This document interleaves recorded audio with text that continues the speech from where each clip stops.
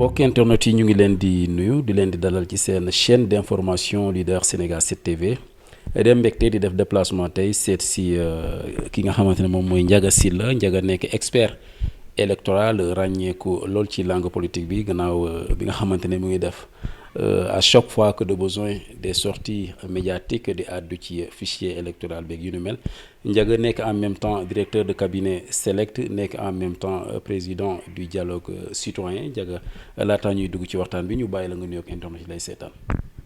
waaw maa ngi lay nuyu di nuyu bépp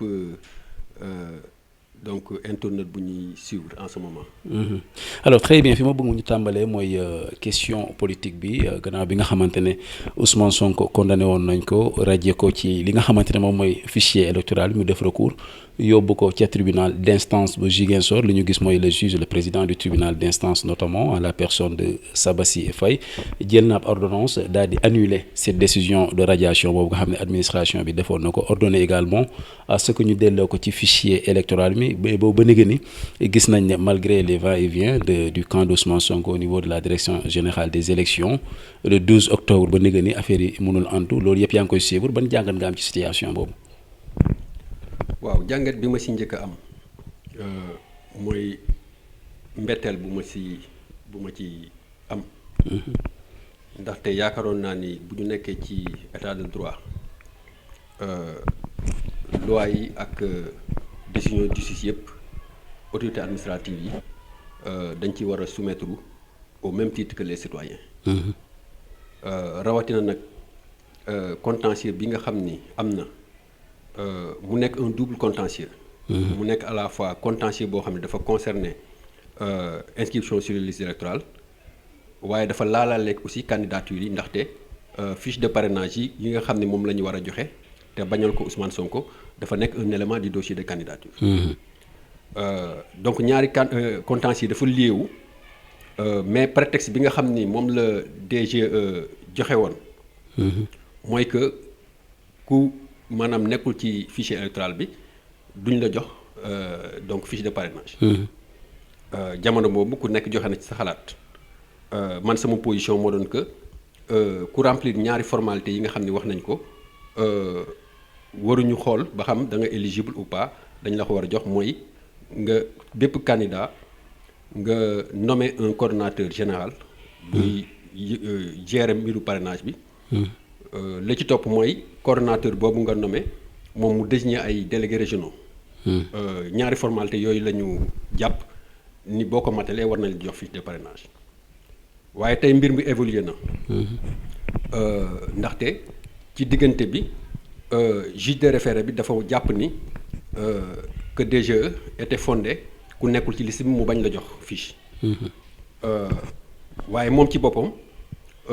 donte du juge de fond parce que référé liberté duñu dugg ci fond bi. mais moom ci ordonnance am bi nga xam ne rànd na ko muy président de la chambre administrative de la cour suprême wax na ni war nañu ràññee ñetti type de contentieux. mooy contentieux de l'inscription sur les listes électorales ak contentieux wu candidature ak contentieux wu maanaam opération électorale. mooy élection yi scrutin bi. kon moom nangu na ni mbirum inscription ak radiation. contentieux boo xam ni la ki ko war a àtte mooy président tribunal d'instance bi. kon tey bu fekkee ni juge Ziguinchor bi ni ko yoon waxee jël na dogalam. dogal boo xam ni fàttali ni nga ko ci njalbeen gi mooy que nañu annuler na décision de radiation bi ba pare ordonné aux services centraux yi nga xam ñoo def radiation bi que ñu maanaam dugalaat Ousmane Sonko ci liste électorale Ziguinchor parce que il s'agit de liste des communes ba pare dugal ko ci fichier électoral général bi kon ñooñu tey amatuñu prétexte waaye dañu gis ni ginnaaw dogal boobu directeur général des élections dafa def benn communiqué. defe naa ni le 20 la ko def. le 20 octobre. waaye communiqué boobu liñ ci jàpp daal mooy moom dafay xaar ñoom ginnaaw bi ñu mëbëtee def pourvoi. ci turu état bi que dañuy xaar Cour suprême àtte.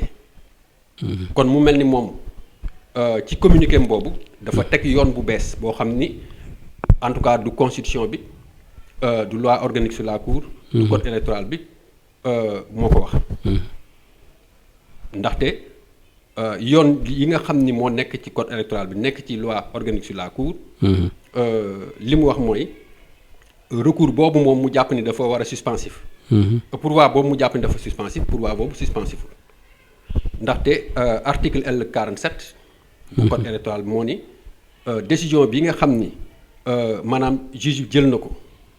muy président tribunal d'instance bi ci mbirum inscription. mesure boobu dañ ko war a exécuter immédiatement. et noonu la mës di daan demee. mais kan moo war a exécuter au juste parce que li ñuy faral di dégg ne également bi nga xamante ne décision bi génn na gannaaw bi juge Sabassy Faye jëlee décision pour ñu annuler radiation bi ordonner sa réintégration que ni le camp d'Ousmane Sonko war ñu woon dem direction générale des élections comme quoi que amul compétence comme ni mu ko defee ci communiqué bi mu mujjee génne. Est-ce que en réalité la DGE moo am compétence boobu pour intégrer ko wala avocat Ousmane Sonko waroon nañ mën a dem feneen jaaree ko par exemple au ministère de l'Intérieur pour mun a am gain de cause est-ce que ci route bi nga wala démarche bi nga xamante ne moom la avocat Ousmane Sonko yi jël est-ce que amul faay. xam nga code électoral bi dafa wax ni juge bi bu jëlee dogalam. da koy notifier l'intéressé. maanaam ki defoon recours bi citoyen bi def recours bi. mais du ci yam da koy notifier préfet wala sous-préfet. comme Ousmane Sonko dafa inscrire ci liste commune Ziguinchor dafa dépendre ci préfecture. te loi bi kon sañ-sañ bi préfecture la ko jox mu pour que moom mu recevoir notification bi nga xam ni président donc bu tribunal d'instance bi. jox na ko.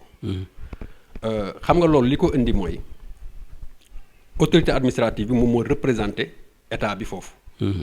et ni mu mës di demee mooy bu fekkee ni radiation bi dafa intervenir ci niveau commission administrative bi bu ko préfet bu ko jotee da koy jox justement président bi pour que ñu mën ko jël en compte.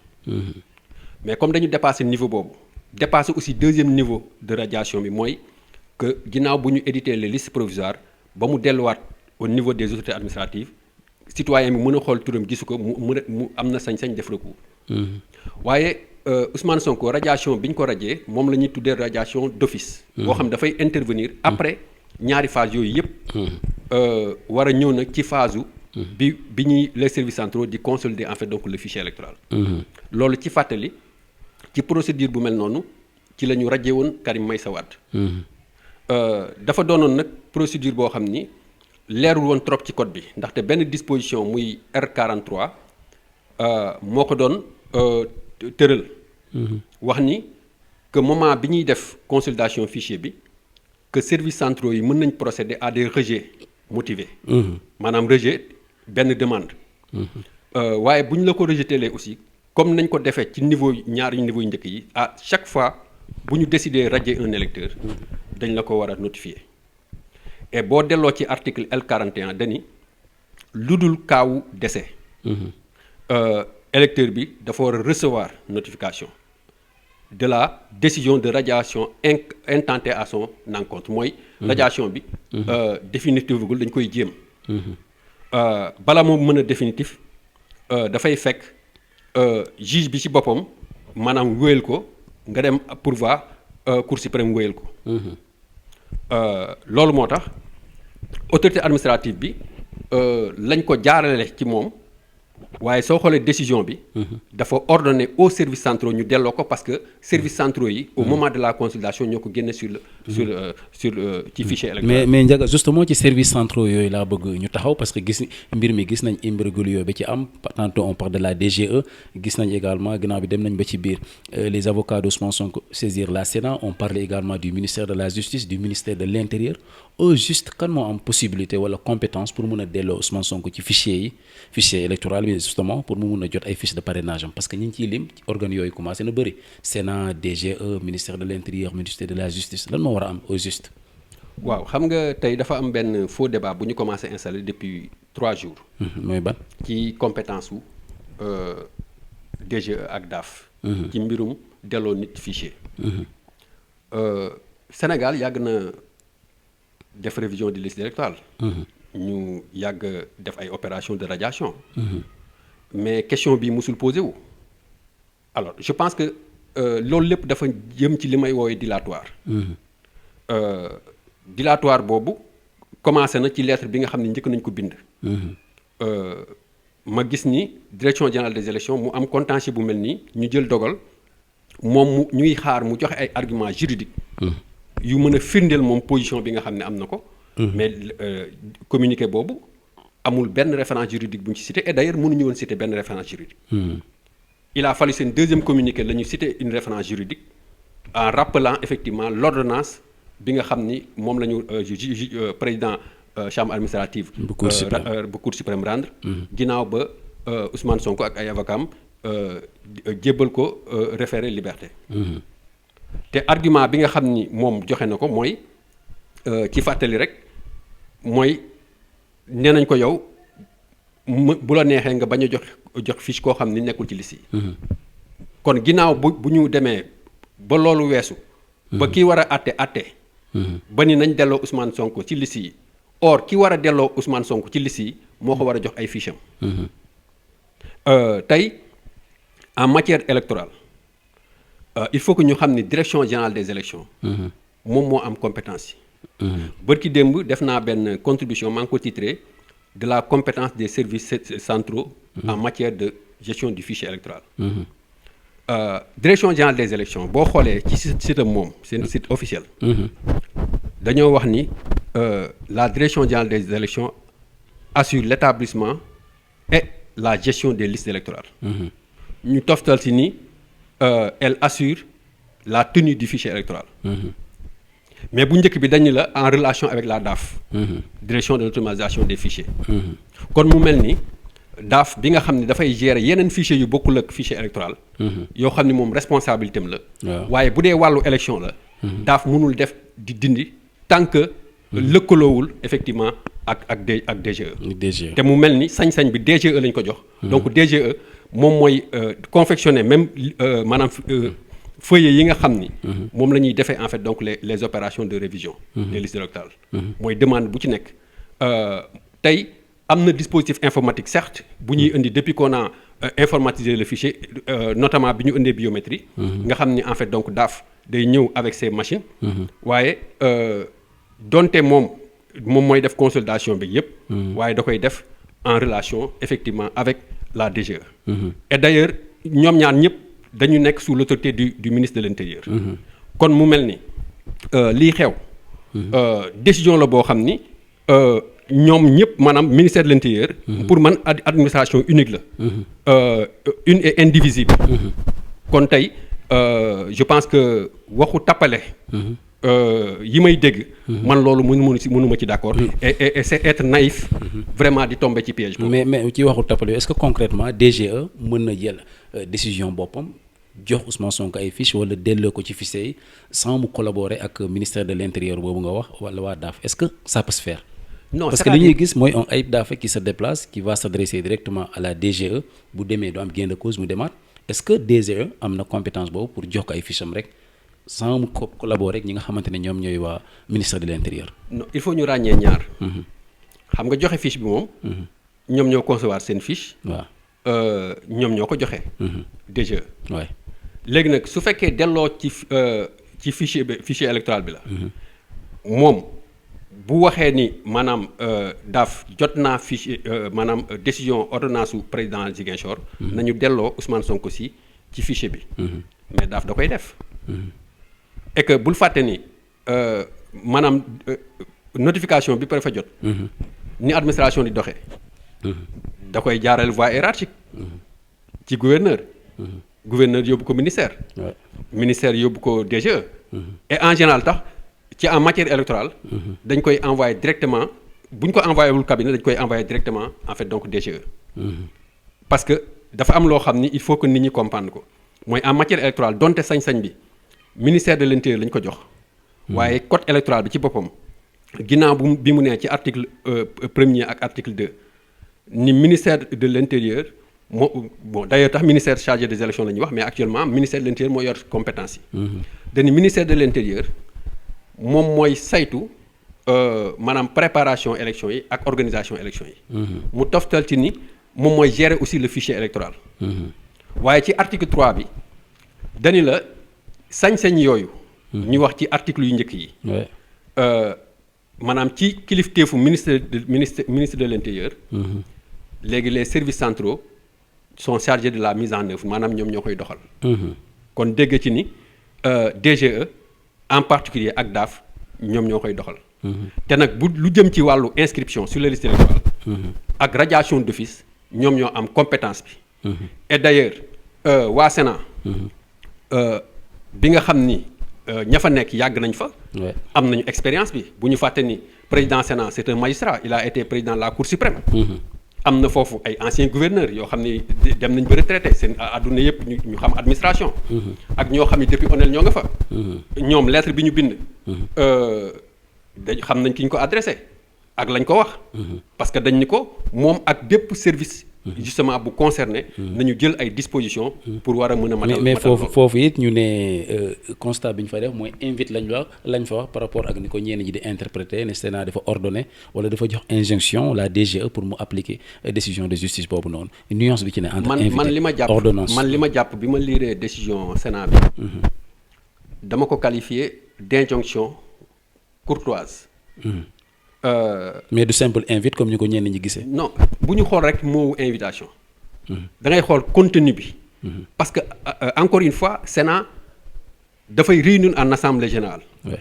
mu statuer ni code électoral bi prévoir que Sénat mën na statuer sur sa propre saisine wala mu statuer à la suite de la saisine justement des acteurs politiques. tey candidat moo ko saisir par le biais de ses avocats. donc statutairement Sénat dafay réunir délibérer.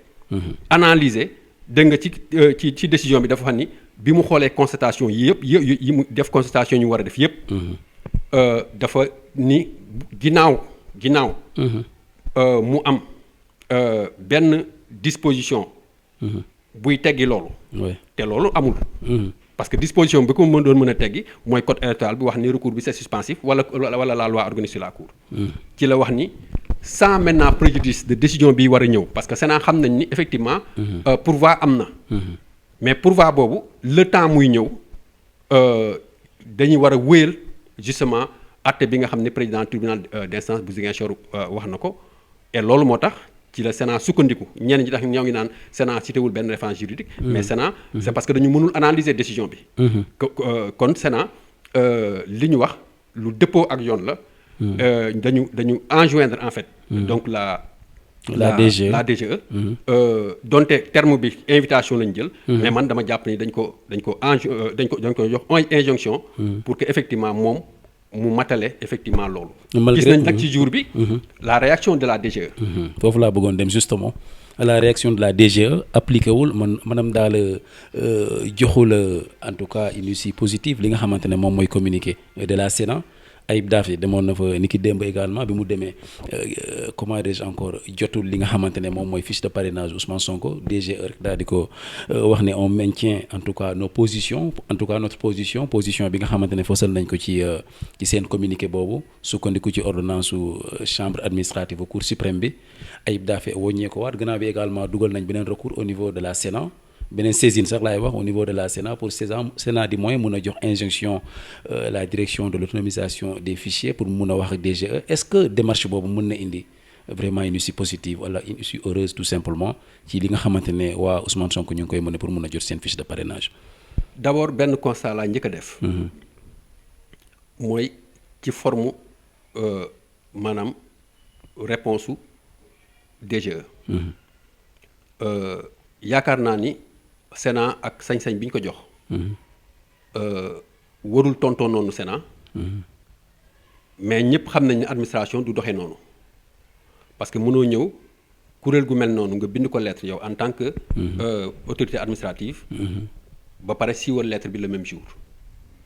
loolu daaw ñu ko faral di gis. beneen bi ci contenu bi ni ma ko junjee sànq deuxième lettre bi. DGE essayé na génne ay arguments. mais argument principal bi mu génne. mooy ordonnance su juge cour suprême bi. Or ordonnance boobu maanaam du argument bu valable instant bi. Ah bon. parce que moment boobu. C'était avant que juge de Ziguinchor di réagir. Moment boobu juge bi da doon wax ni moom fan la sukkandiku pour bañ a joxe fiche. mooy ñàkk a nekk Ousmane Sonko ci liste yi. Or bi loolu passé Ousmane Sonko ki nga xam ni moo ko war a delloo ci liste yi delloo na ko ci ba joxe dogal. bi mu joxee dogal DGE moomu. moo war a wéyal doxal bi. moom moo ko war a delloo ci liste yi ba pare moom si boppam moo am sañ-sañu jox ko fiche. DGE moo war a réintégrer Ousmane Sonko ci liste yi mais DGE en rapport avec la DAF. mais responsabilité bi ci moom la. il faut que loolu leer. léegi dogguma la njëkk mais saisinu DAF bi injonction bi nga xamante ne waa. les avocats de Sonko bëgg nañu def ko loolu ban coppite la. maa ngi ñëw foofu parce que lettre bi. def cee waxaale ni que moom amul sañ-sañu def amul sañ-sañu dindi ci fichier bi. mais pourquoi ñoom seen site. ñu wax compétence yooyu ma énuméré au départ. en matière de gestion du fichier électoral. ni ko am nañ sañ-sañ bi. alors benn bi ci topp waa yaakaar nga ni waa Sénat. ñàkk nañ noonu xam-xam. ak profil yooyu ma la limal. ak expérience bi ñu am. bay ñoom di trompé wu d'interlocuteur. maintenant bu loolu lépp weesoo.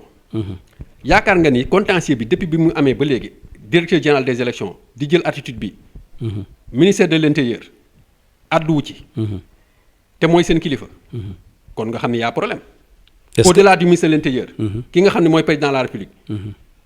mais daf ci war a àddu. mais kon li ma jàpp mooy décision bi nga xam ne administration bi jël na ko électorale mu doon une décision inhabituelle ba pare boo xam ne reposé wul ci benn.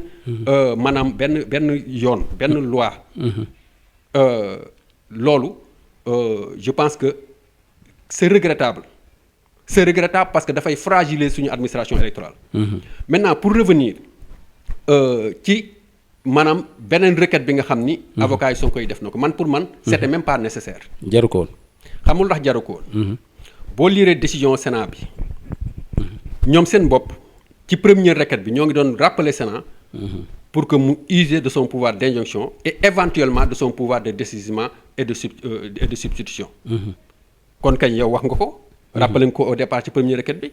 donc tey waa Sénat ñoo war a réagir. mais en l'état actuel waa Sénat tey jarul woon. puisque ñoom yow déjà rappelé nga leen ko ci sa première requête. kon tey Sénat bu joxee injonction. ñoom ñu bañ ko appliquer. je pense qu'il revient à la Sénat de prendre ses responsabilités pour jéem a maintenant mettre en œuvre justement prérogative yooyu nga xam ne ak pouvoir yooyu nga xam ne code électoral bi jox na. mooy yan justement on parle de désistement. le pouvoir de dessaisissement.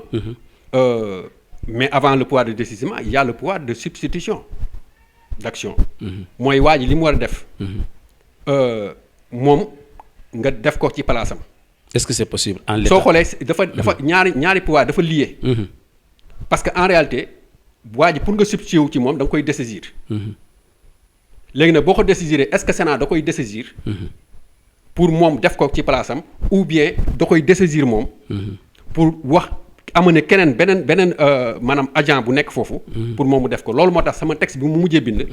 dama wax ni est-ce que la Sénat a les moyens et les mécanismes de mettre en branle. L'exercice de son pouvoir de substitution et de dessaisissement sans une saine collaboration mës na am dans l'histoire d'une élection présidentielle musul am. gis nga bi ñuy créer Sénat en 2005. commission cellulaire bi professeur Babacar Gueye jiite woon. dama ci liggéey.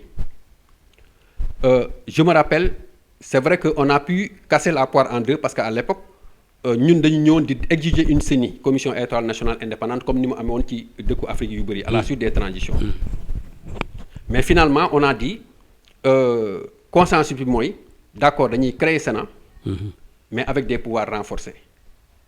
au contraire de l'ONEL qui était non seulement nga xam ne dañu ko doon instituer pas de manière permanente mais à la veille d'élection. ba pare amul woon yenn pouvoir yi si la ñu wax ni que donc Sénat dañ koy jox pouvoir d'injonction.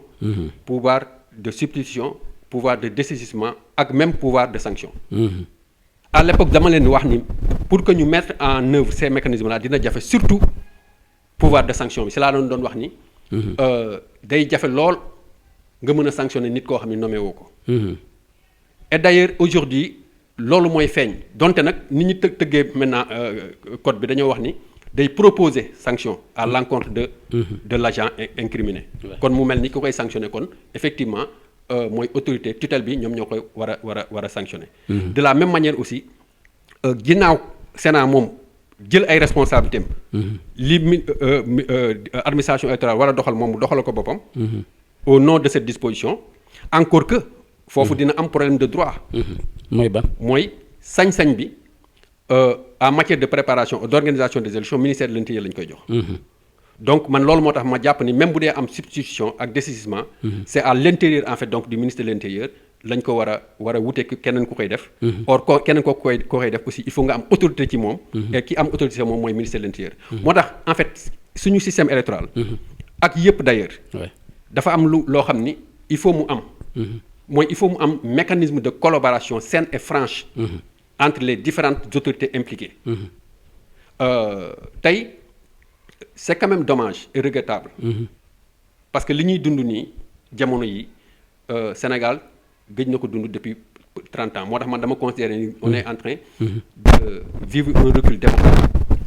ginnaaw bu ñu am ñaari alternance politique démocratique. ginnaaw boo xam ni daan nañ fi toog di ŋàññi naan il ne faudrait pas que une autorité politique di gérer les élections. ba tax 2000 comme 2012. ñi organiser élections yi c'était des personnalités indépendantes. boo xoolee président Macky Sall moom moo rompre justement tradition boobu. donte loolu am na. on a des politiques à la tête du département bi gérer élections yi.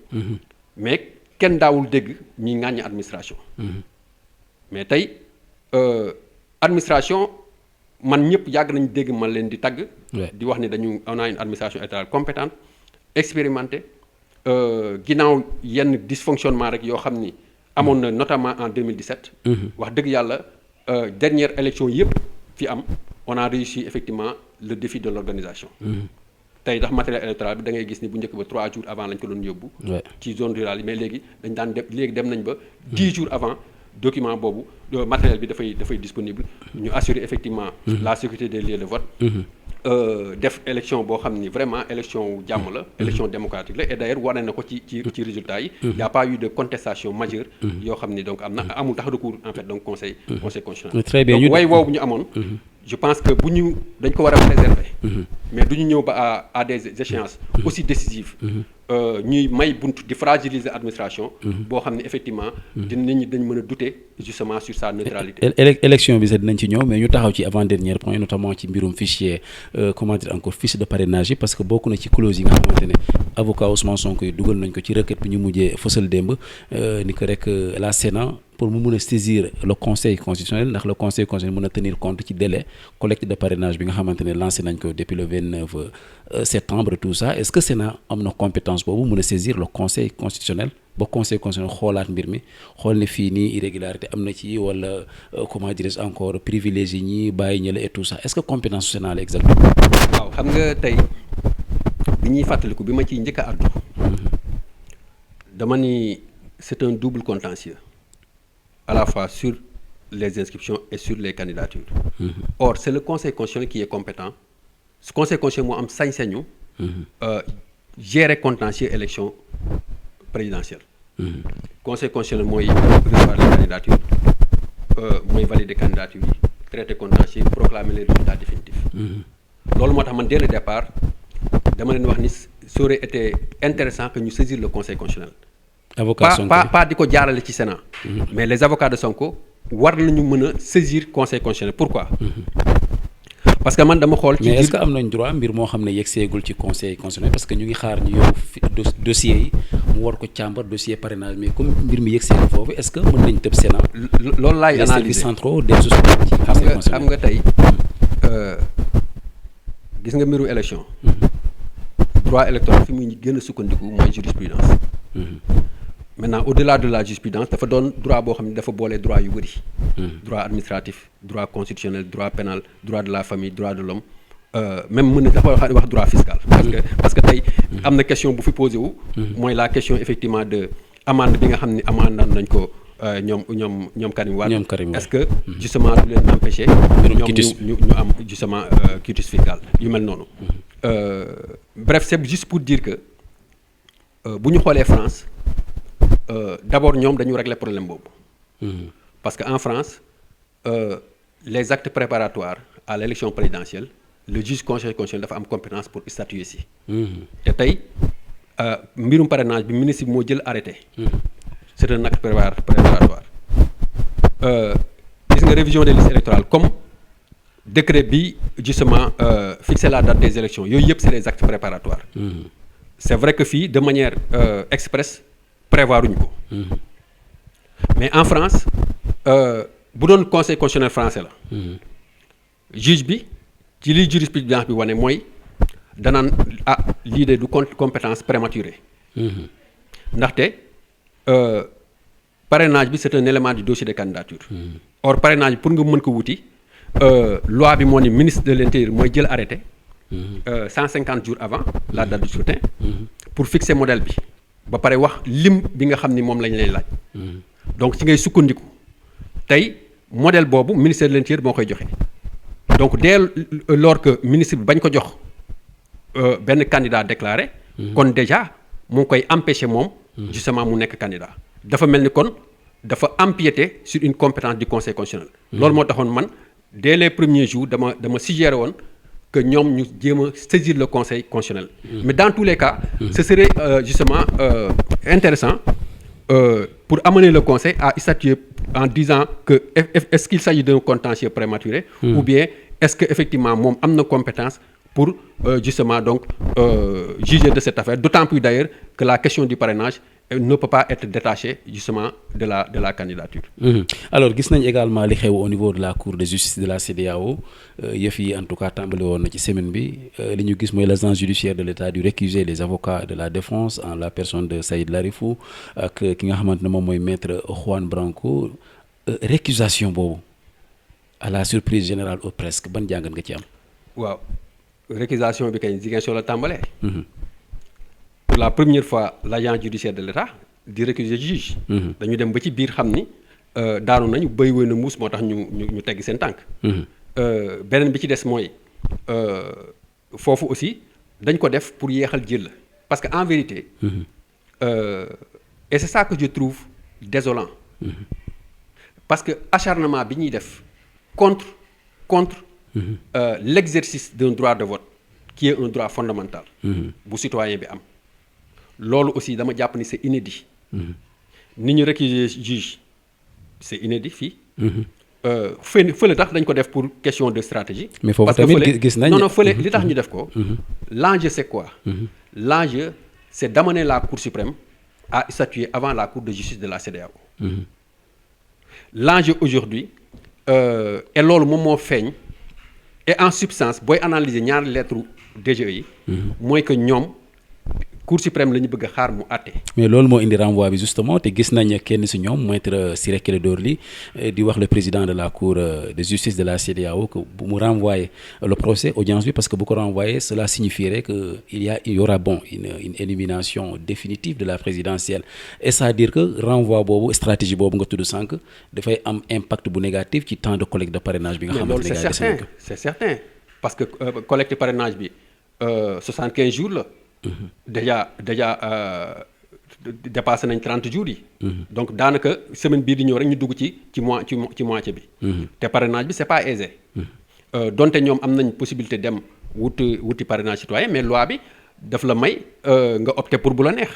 Optionnel. La preuve da ngay gis ñi nga xam ni majorité bi ak ñeneen am nañu 13 députés yu leen mën a parrainer mais dañuy dem di wuti parrainage donte man gëm naa ni tax duñ ko déposer parce que avec le tirage au sort bi nga xam ni léegi. moom la ñuy instaurer pour déterminer l'ordre chronologique de dépôt des candidatures et ce même ordre mooy déterminer l'ordre de contrôle et de vérification des candidats donc je pense que personne ne prendra le risque justement nga am possibilité de se faire parrainer par des élus locaux plutôt par des députés.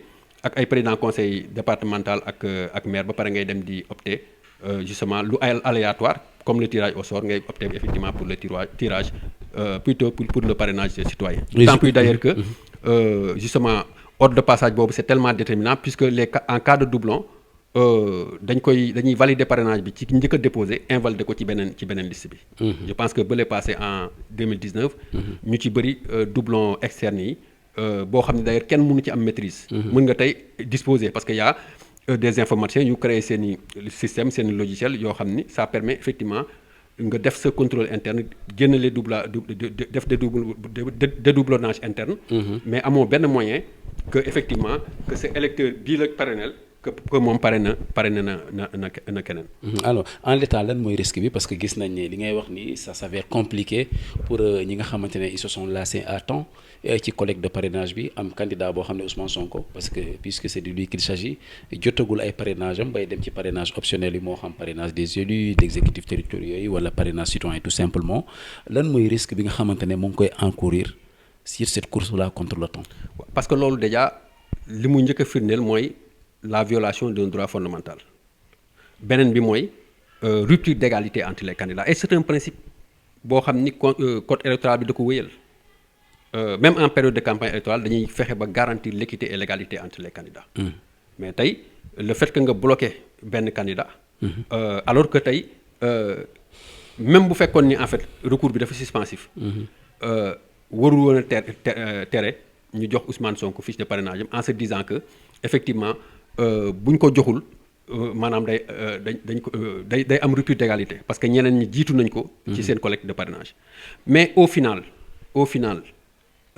li ngay tirer ci décision bi nga xam ne am na. mooy c'est une décision politique. La décision politique mooy Ousmane Sonko duñ ko jox fiche de parrainage ndaxte buñ ko joxee fiche de parrainage dina amaat benn campagne de mobilisation. buy am su ko defee xale yi notamment. ak ay partisans. di susciter benn espoir que moom dafay nekk candidat alors que ñoom ci li ñu jàpp mooy que au final bu ñu demee conseil constitutionnel dañ koy bloquer maintenant nag ñoom seen objectif. c'est ici et maintenant. étouffer toute justement espérance de candidature. Moi ça je l'ai compris dès le début mais je me suis gardé de le dire. À cause de ma posture. Mais aujourd'hui face justement au refus. répété justement de l'administration électorale de se conformer à la loi. Je pense que tey tous les démocrates. dañu war a wax parce que non seulement c'est un recul démocratique. Mais aussi c'est inacceptable dans un état de droit.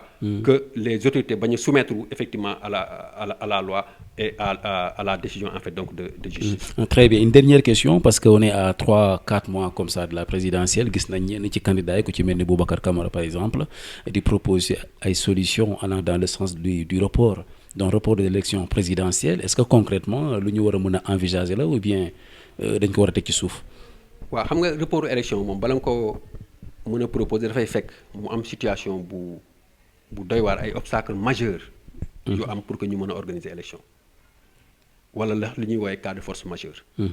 Encore que il faut que ñu def attention. Depuis la révision constitutionnelle de 2016.